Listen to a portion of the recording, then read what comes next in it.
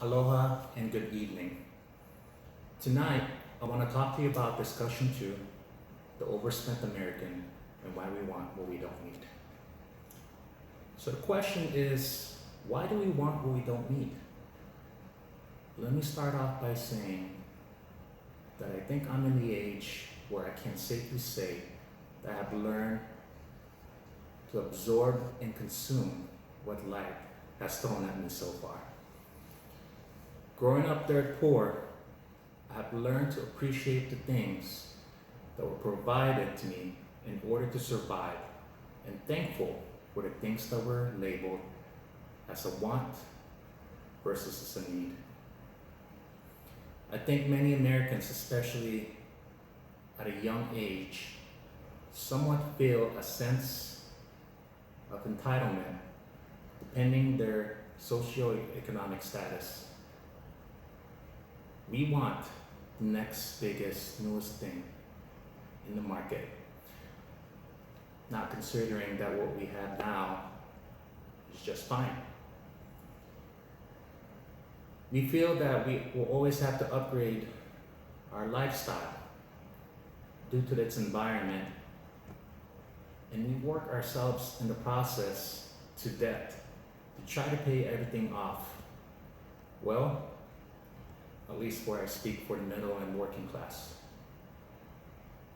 It's never been easy, but we know that there's always a way that we can be successful without ever having to showcase our newest sports car, our newly built condo by the beach, and even having the latest iPhone 11. These material possessions will not define me as a person, nor yourself for that matter. Although it's a nice necessity for some, remember that it won't matter in the end. Surviving and being able to provide for your family and encouraging them to work hard, to stay in school, will help them realize that these items that are being bought for a short time of excitement will eventually depreciate. Remember that at the end of our time, you can't take it where you're going. Another thing that I've noticed is the competitive aspect of the American dream.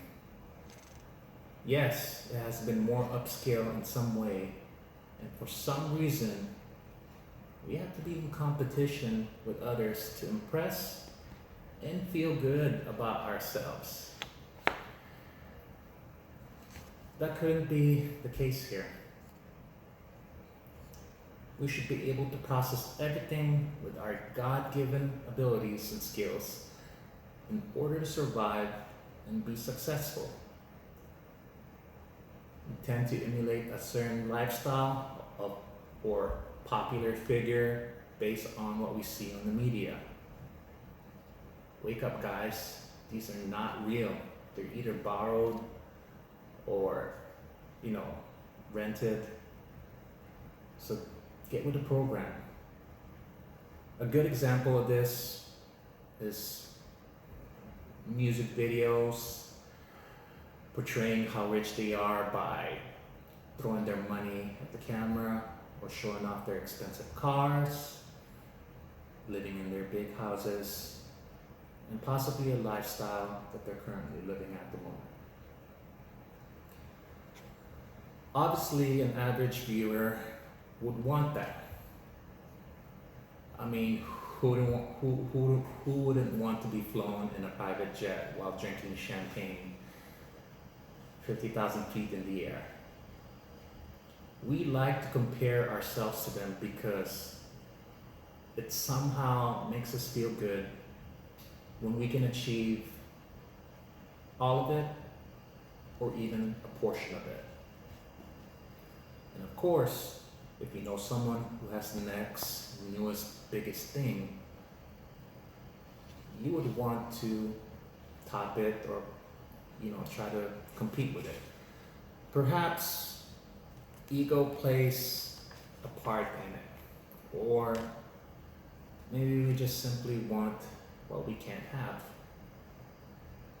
And a part of the American dream is to chase that dream until we can finally catch up to it.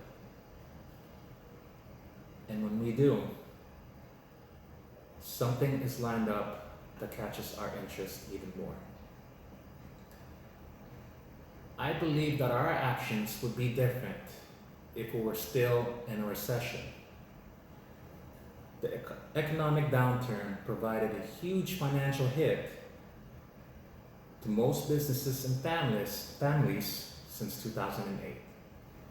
With the high unemployment rate and the ridiculous increase of interest rates on these mortgage homes, poverty levels skyrocketed.